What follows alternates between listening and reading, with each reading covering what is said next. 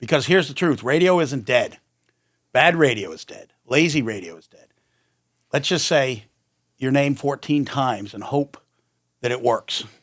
Doesn't work that way. Smart radio with the right message, the right offer, and the right strategy. Now that still works. And when it works big. Welcome back to the Tradepreneur Show, a place where we talk business, mindset, and what actually moves the needle without the fluffy guru nonsense. I'm your host, Patrick Summers, and today we're talking about a marketing channel that a lot of people love to dismiss, right up until it starts printing money for the people who use it correctly. Correctly is the key word there. Because here's the truth. Radio isn't dead. Bad radio is dead. Lazy radio is dead. Let's just say your name 14 times and hope that it works. Doesn't work that way. Smart radio with the right message, the right offer, and the right strategy. Now that still works. And when it works big. Today's guest is Gregg Aratin, a radio sales professional with Marker Broadcasting. So, hey, Greg, Patrick, good to be here. Thanks for having me. Welcome to the show, man. So why don't we start giving a little bit of background about Gregg and how you got into radio? You know, people still want to know, why and how can you still be in this industry this many years? Well, I got into radio as a disc jockey. Went to a radio school, right? People said you're not tall enough to be a model. You're acting, but you got a good voice. So I said, okay. So I went to radio school, got the training you need to get a little bit. And got a job in Tahoe for 2 years. Got fired like every good DJ does. And then came down here, sent my tapes out, got hired back in the day in 87, Power Radio, Power 101, right? And then the GM came to me and said, I know you sell cars and I know you bartend at Zelda's, believe it or not. And we need to grow the sales department. Why you want to sell radio time? So I'm like, sure, why not? I figured it'd be a couple of years, get back to my theater career, acting. Mm-hmm. But here we are. Here we are 38 years later. But, the great thing that I've always liked about the medium is, and you said something earlier, what's different today than what was back then? Well, to me, what's the same is the creative. Good creative. It's important that you run that creative enough times, frequency, get your reach.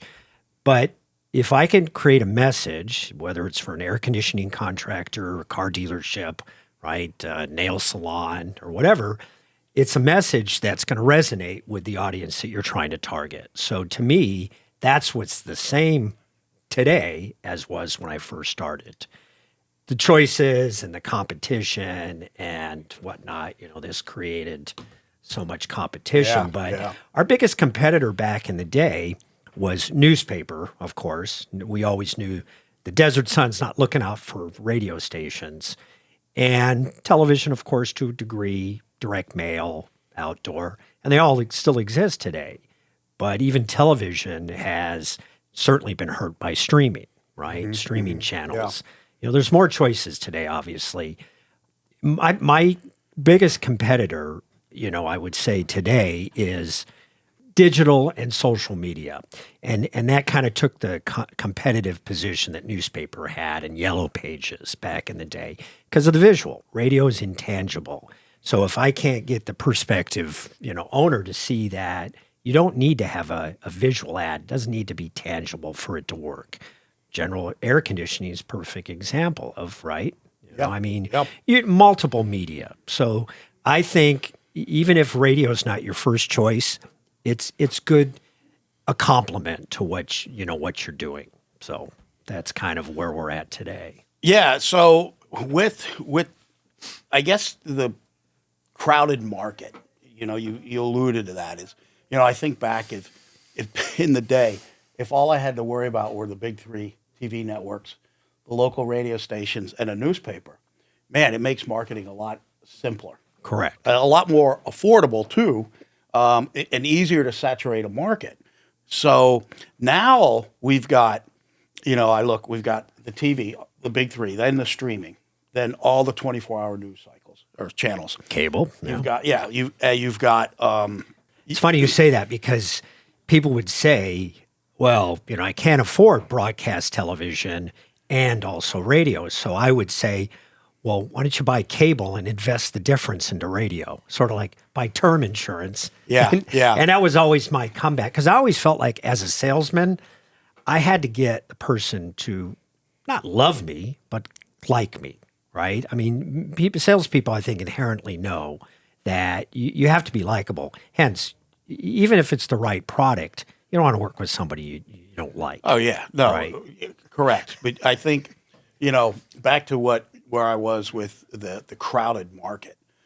Even radio now, you have A lot of satellite audio radio choices. Yeah, Yeah. you're streaming Yeah. on your phone for music and things like that. What do you say to somebody who says, "Nah, I don't want radio.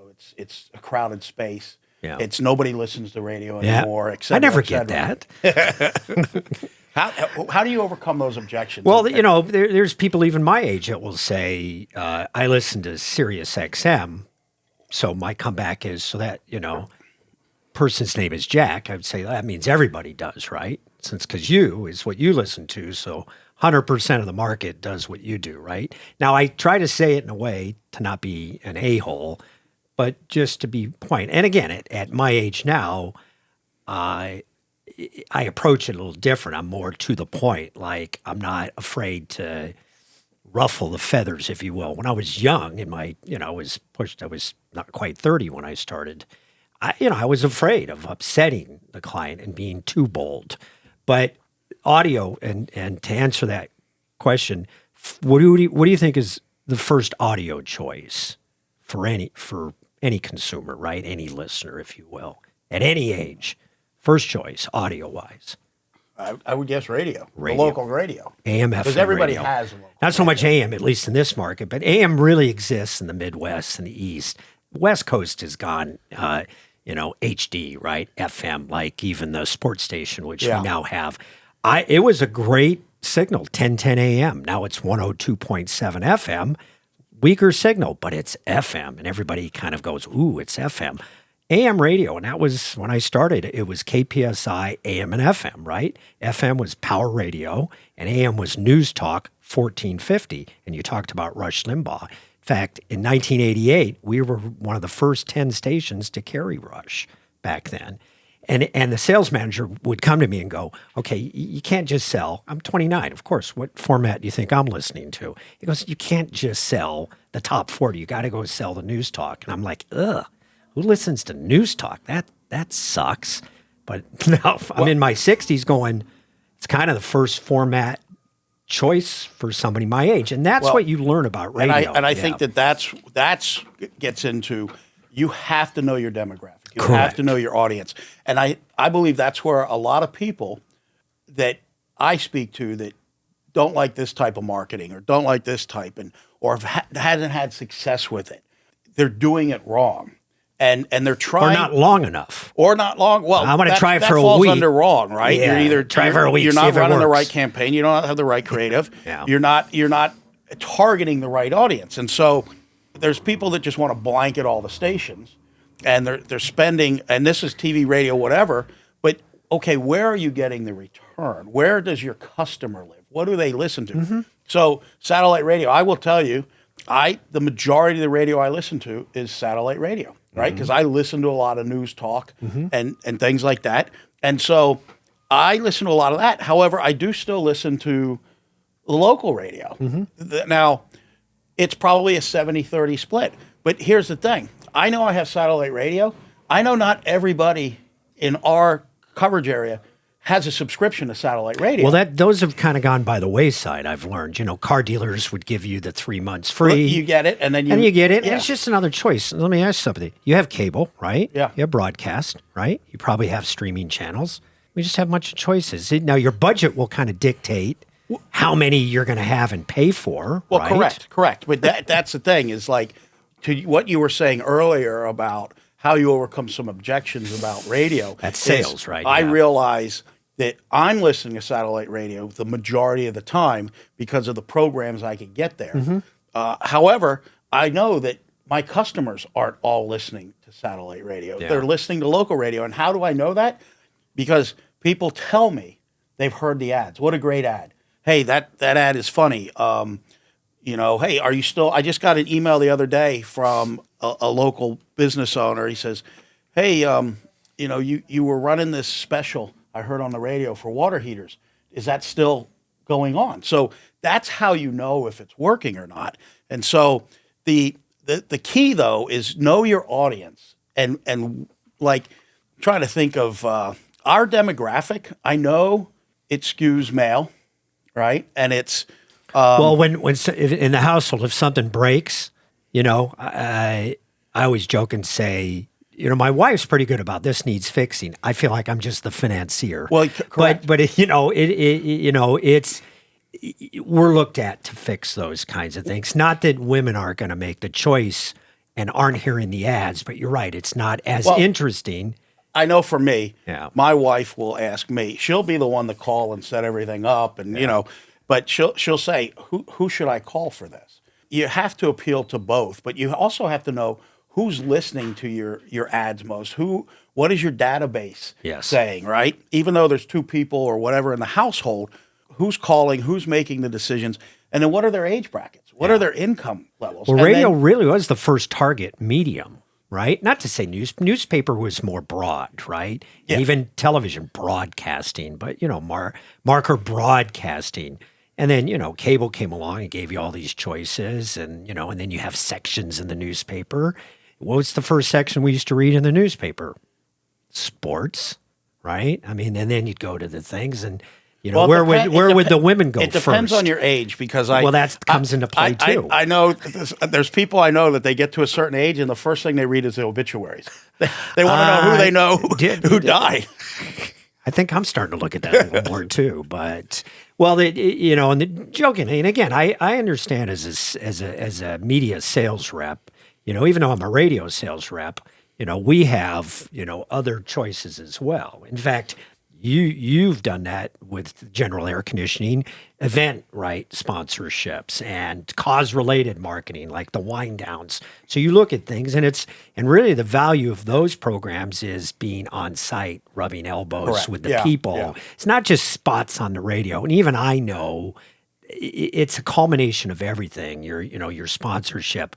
But and I know we'll get into it, to me, that still is my core product. Spots on the radio, on these stations. Yeah, I've got 7. Which one should we look at? So, because you've got the spots on the radio are your message. Correct. Right? That's your message. The other stuff, like I know I do some station identification, which is just frequency. That's frequency, and then blend it with a actual call to action. Yes. Right? And I think in that, part of what goes into a great ad, it's the same thing that goes into just about any great ad, especially now on the social media areas, but for radio as well, is your hook. The hook. What is your hook? What's the general's hook? Everybody should know that.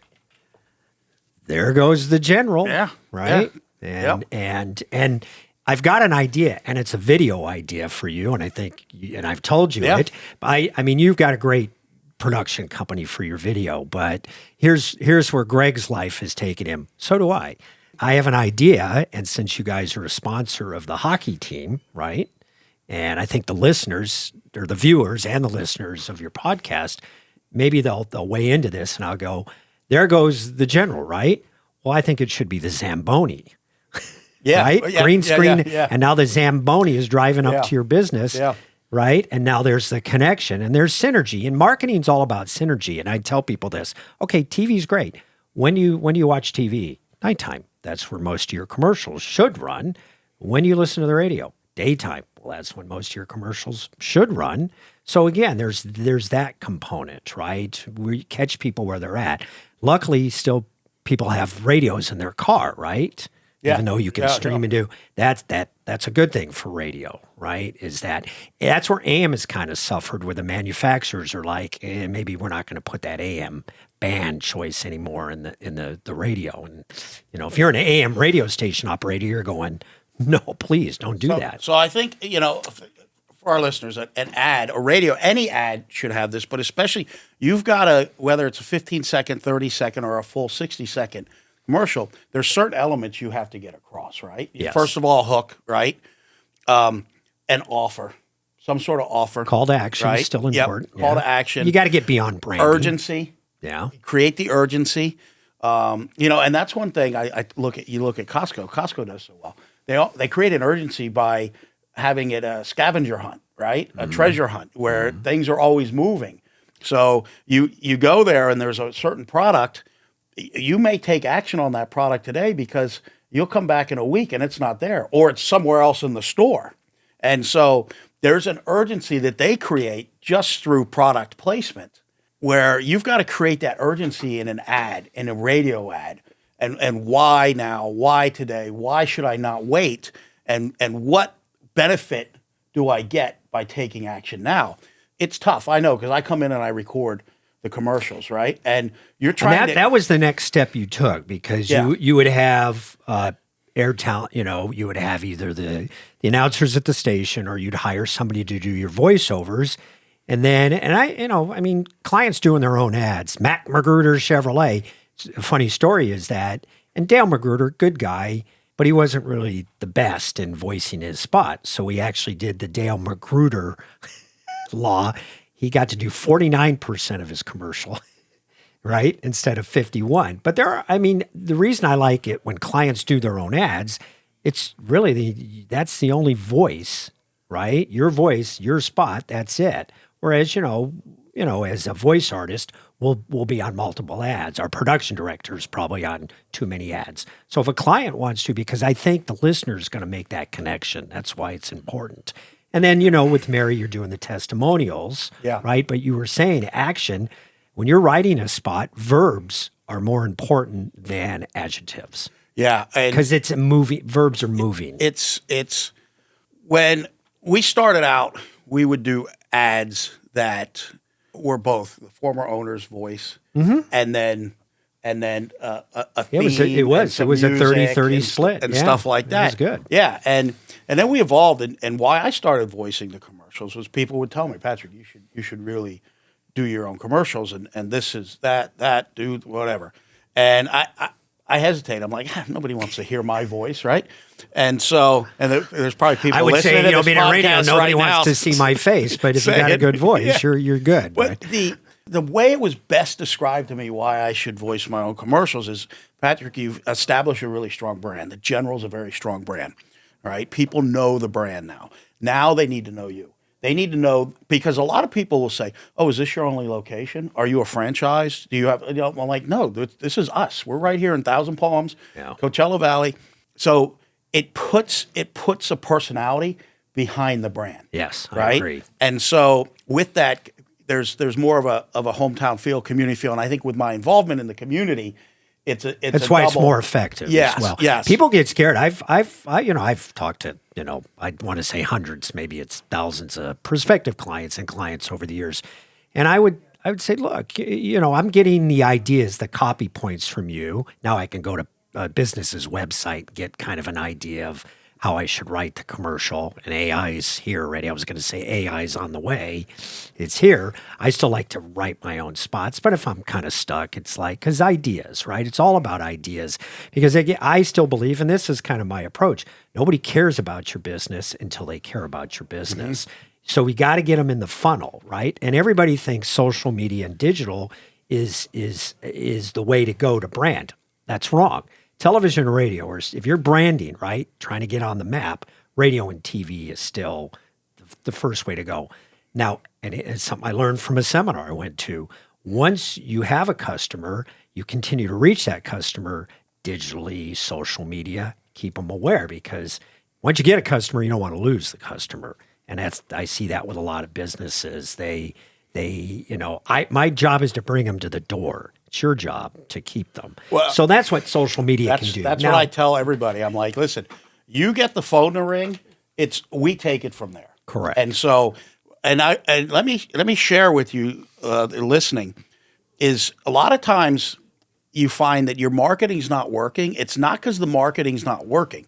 If you're not tracking the right KPIs and leading indicators and your ROI the best that you can. It gets tough with some of your branded elements, TV and radio, and because it essentially drives everybody to the internet a lot of times. But the thing is, you have to know that your team internally, operationally, is doing the right things, because you may have your phone ringing, you may be getting the form fills on the internet. What is your team doing with those to convert them? So, for instance, we run these Facebook ads that do really well for us for our year-round holiday lighting. I mean, we get tremendous amount of leads every single day. Now, we don't always make contact on the first attempt. So one of the things I did is got with our contact center manager, said, okay, here's what we need to do. This is how we're going to make sure that we're converting these at the highest rate possible. We put a system in place because I could be spending that money, but if internally we're just calling them once, right, and not having a system in place to stay after them, then I have a marketing that's really working well. Internally, we're not working well. Yeah. So I think that it's really important, if you're listening to this, before you determine your marketing's not working, make sure internally you have everything operating. It's funny you say that. Years and years ago, there was somebody who said to me, my marketing's not working. People are coming in. I kind of see that once we got on the air advertising. It was a tire and wheel place. So I said, well, they're coming, but it's not. I go, And as time has gone on, I've learned. So I went in there and I people would come in, and the business owner was the person up front, and the customer would come in and he'd go, "What do you want?" I looked at him and went, No. You're the back office guy. I said, a lot of men are coming in tire wheels. Just once you get a nice looking female, not to be that. But I'd say, you got to teach whoever you put up front a little bit about this, because that's the receptive, right? That first impression, and people again want to work with people they like. So if you're a business owner and that's how you greet people, then it's on you. It's not on the marketing people. And sure enough, he did that in a business. It's effective. That's a really There's what good, men buy for different reasons. That's folks, a really good right? point. Yeah. And that's the internal operations. Yeah. And so there was a great learning opportunity for that individual from you. Like, hey, listen, just because you own the business, you shouldn't be the individual at the front counter. I didn't even know that was my job, to help him with his internal operation, right? But then I learned that if I want to keep this client on the air, I've got to figure out how to help him do things better internally. Well, I think you as a sales professional, and I don't care if you're selling radio, you're selling air conditioning systems, you're selling electrical panels, you're selling roofs, you're selling cars, life insurance, I don't care what it is. Yeah. Your job is to solve problems for the client. Solver. Correct. Right? That's job. It's not just to sell an ad and place it.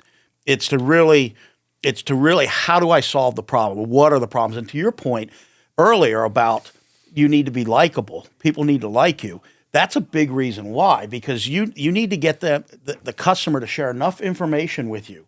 They need to like and trust you, that you get enough information that you can help them solve problems. And once you start solving problems for them, you're their best buddy. It's a relationship, right? Yeah. And so with the ads, I will tell you, I also want to just touch on when you run ads. So the TV and radio, I'm like, don't put my ads on past this time in the evening, and not before a certain time in the morning. Because the people listening to the radio at that hour, we're not there to answer the phone. I mean, we have after hours, but I'm like, I need to drive calls when we're in full operation. Yeah. So, and I know sometimes you get what happens there is, because one of the first things, and this is, what I say today, am I saying that, what I was saying 38 years ago, am I saying the same things today? I don't create the budgets, right? And I want to be on the radio for $5 a spot. I go, well, that spot will play nicely at 10 at night, right? Just like TV, I want to be in prime time for $50. Well, good luck with that, right? You're going to pay $500 for that spot. And so that's, the news programming. So on TV, we run a lot of our ads around the local news. Yeah. Why? Our demographic here is heavy local news watchers. And so we want to be around that. And so depending on, you want to be on the popular news, the number one news in the Valley, you're paying more. You understand that at the level now, a small business owner whose budget is obviously smaller But again, as I said, I don't create the budget. And then frequency, reach, creative. For years, I always gave that 33% equal reach. But I think I was wrong. I think creative is 50%, because even a smaller business can only, let's say they can only run 5 spots a week, which is not really a lot, but it's their budget. So we got to create the best spot that we can create for that business. Because I call on a multitude of businesses indicative of where they're at with their marketing. And we know marketing budgets, to get technical, is anywhere from 4% of gross, maybe 7-8%. Previous owner, we all know the history. If you know the industry, this category was always in the yellow pages, right? Service oriented. I always joke and said, because that's what I was selling against, like, hey, I want to get an air conditioning contractor on the radio. They're like, eh. And again, that sales rep wasn't looking out for me. But I always said, well, nobody wakes up in the morning, gets in their car and sticks the phone book under their arm, and I'm entertained. So, Mr. Harrison went, I think I'm going to get out of, at least I'm going to back down, and I'm going to jump into broadcast. Maybe it started, I obviously wasn't working on the account back then, but that kind of started the ball rolling with your industry to get out of the phone book and more in television and radio. You, Frank Harrison, my mentor, who started this business, and is coming up on 8 years since retiring. April. When I drove up this morning, I thought he was out there. I thought it looked like he pops in every now and then, But he's a great guy. He taught me a lot about the marketing and how it should be and what you need to think about. And it's funny. I used to, when I was a general manager, the marketing drove me crazy because I'm worried about costs and revenue generation. And I'm like, we're here, we're there, we're everywhere, right? We're spending too much money. Which is actually one of our slogans. Here, there, everywhere. But that's true. Now once I bought the business with my partner Francisco Rodriguez, now I'm like, man, this marketing gets exciting, and you do have to be very. And why? Let me ask you that. Careful. Why is it exciting for you? What makes it exciting for you? Just real simple. I think I know the answer. For me, it's the impact and the fact that I'm able to be heavily involved in it. Yeah. Now, the reality is I need to, if you're out there and you're a marketing person, I am looking for a marketing manager because as we grow, it consumes too much of my time. Yeah. Right. And not only that, I'm not the best at it. Right. There's somebody else that's going to be a lot better at it. I'm very good at I like to think I cast the vision. For me, what's exciting about marketing is really growing the brand. I really love being able to grow and strengthen the brand because a strong brand is going to sell itself in many instances. Correct. And so that's why branding, again, it's like, I want call to action. I need immediate, but you got to always continue to brand. Yeah. And as I said earlier, radio, TV. That always needs to be an element of your marketing. Yeah, you can do a tone, part of your campaign, top of mind awareness, which is branding. Yeah. And then call action. You can mix it. Different ads. Yeah, definitely. And so I will tell you, one of the greatest, there's 2 things that tell you your ads are working.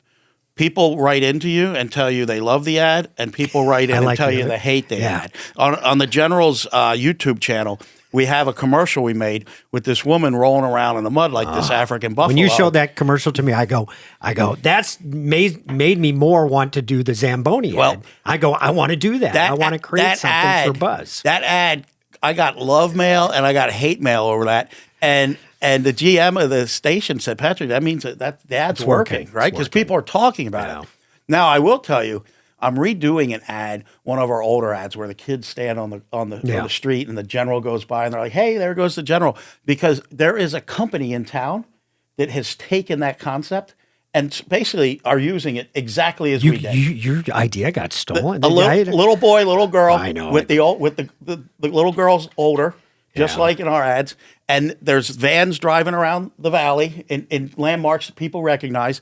And then at the end is the little kid says, "Hey, there goes the General." And the girl says, "Hey, that's my line. That's our ad." And a local company's done it. So I'm like, I went to the guy who produces our commercial and said, "Hey, I need you to pull up some of that old footage of when we did those ads. And I need you to create an anthem TV spot because I'm going to flood the TV stations with it to remind people often imitated, never duplicated, right? Yeah. The other, Dude, how old are the original kid, the boy and girl now today, would you say? And are they still around? well, she would be in her 20s. That's what you have. You have new kids, little kids that kind of look like that, how they looked back then. Well- and then you have them. And again, as I said earlier, is it selling air conditioning and heating and plumbing? Not so much, but it's branding your name, and it's an ad that's going to reach people who don't need your Why that product or works so service. well is when I was a technician in the truck and we were running that ad constantly, I would be asked almost every day, sometimes multiple times a day, when I pull up somewhere, whether it was a client's house, stopping to get lunch, hey, the general, there goes the general. And then they'd say, who are those kids in the ad? Are they the owner's kids? Yeah. And I would explain it, but it created this Connection.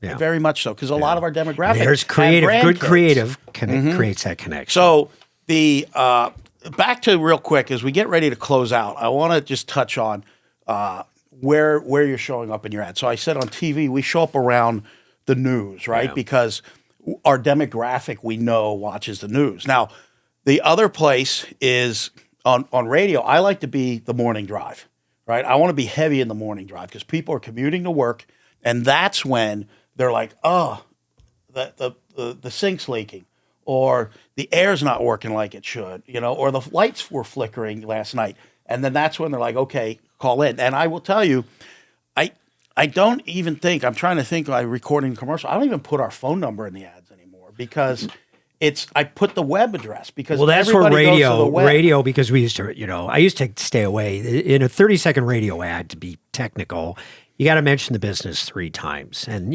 open it, close is usually location, phone number. Well, now the website's there, so it's like, and I know a radio ad inherently is just directing people to more information because nobody wakes up in the morning, and maybe I'm wrong, and goes, gosh, I hope my air conditioner breaks today because I need to call the general. No. We all know it's a service-oriented business. Yeah, we're bottom funnel. So you're hoping it doesn't. I hope I don't get in an accident so I can call. So I don't want to call a PI attorney. But when it happens, and we know it's going to happen, call the general. Yeah, and that's where the top of mind awareness, right? Important. The branding, so you're thought of, and also the call to action, the what do we do, how do we do it, why are we better, why you should call us. So the branding and then the call to action, because we are bottom of the funnel. Now, you can do all the marketing in the world. Somebody steps in their shower in the morning and they have no hot water. They may immediately think of your company, right? And like, oh, I gotta call them. I saw their ad. I'm going to call them. Well, if they go to call your company and nobody picks up, or they're put on hold, or any of the number of things, guess what? They don't have hot water. They're calling another company. We like to think that the people are just so loyal to us. They got a need right now. They need something right now. And that's where you better be ready. Social media, you've got to have an element because now they're going to their phone. AI can answer the phone, and if AI can sound like a real person, because personally as a consumer, I hate machines. I need a solution to a problem. I got a problem. I want to talk to a live person. I need to get this done. And if you're right, if I have to go round and round and round as a consumer myself, I get a little irritated. People hate machines. Now, so I quantify that a little bit because I agree. I hate calling somewhere and getting a machine. And then I was like, you know what? Actually, I don't. Sometimes I prefer it. I hate inefficient machines. I hate inefficient that's probably processes. a better way to. I hate too many layers to get what I want. Yeah. So if you have an efficient, like I called Amazon's customer service once, incredibly efficient. And I go through this machine, but I quickly get to where I need to be. So they didn't answer, what do you want? No. Well, and the last thing I want to say on spots is, okay, one, be where your customers are, right? Know your demo. So first you got to know your demographics. Be where they are. Have the right mix of brand and top of mind awareness and call to action. Make sure your internal operations are running correctly and you're maximizing the leads that are coming in because they're expensive. So you need to be able to convert them and book them. And the last thing I'll say is, this year I changed up my TV marketing a little bit, and I just went with the number one news program and the number two in the Valley, and they're competing stations, and they got the marketing funds. And so I literally got an email from the representative from one of the other stations. Like, hey, I noticed we didn't get anything, and I called your person, and they said, no, you're not in it this year. And the comment was made in the email about, I'm quite surprised that you don't want to be there because that's all your competition's there. So I had to respond politely. I am not going to market somewhere just because my competition's there. That's what used to happen in the old days, right? That's how the Yellow Page rep would get. So then I went to a seminar and I said, oh, you don't need the full page. Do the 4HS column ad. And it'd be like, oh, then we're going to be tiny. I said, yeah, but then you can invest the difference into elsewhere. And again, and I'm a big believer in multiple media. It's something that consumers need you when they need you. Yeah. Right. So, but you're right. You have to be smart about it as well. So, but that to me is a weak rep to combat. But as a salesman, when you as a lose salesperson, you're trying hurt. to you're trying to come up with a way why. See, the better email would be like, hey, listen, I understand we're not getting anything. Yeah. This quarter, could you help me understand why? There you go. And how I might be able to earn your business in the future. Yes. Right? That response and, would have and been knowing like, you, and you would be receptive to that because Yeah. you appreciate professionalism, you appreciate ideas, thoughts, those kinds of but things. just no, do not. I want to be where my customers are. Yeah. Or my future customers. I don't care if my competition's there or not. If that's where my customers are, I'll be there. But you have limited funds, you have budgets. You gotta spend wisely, and marketing is not easy. It can be complicated, but you don't have to overcomplicate it. You just gotta. It takes time. Radio works. I think that's the biggest message. I've always tried to think radio. as an ad agency person, right? And where I get it just happened is I've created an ad, a jingle, let's say. And yet the client decided to go billboard instead. And I created this ad 2.5 years ago. So my thought was, I'm just going to call on a different temp agency.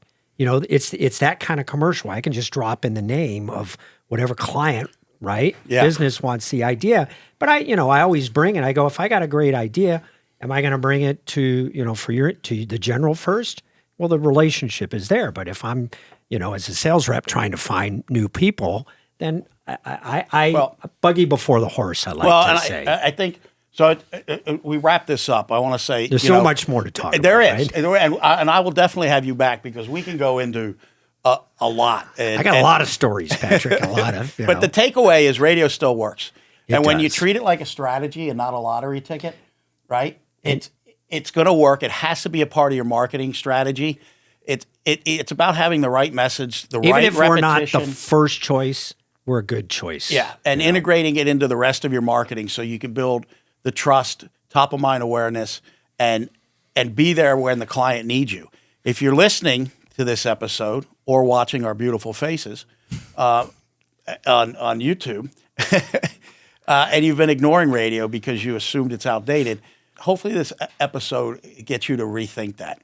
And so for Gregg, anybody that maybe our listeners want to get in touch with you, what's the best way to get in touch with you? My direct line, cell number, 760-774-3248, or, Gregg Aratin at markerbroadcasting.com. But Todd's been around a long time. We met working for separate companies a long, long time ago, and we have a little side business together. So I think if you have a business and you choose not to market, even if you don't choose radio, I think that's a mistake. You have to do something to let people know. Well, and we're going to be doing a lot of episodes on marketing this year because there's so much to unpack.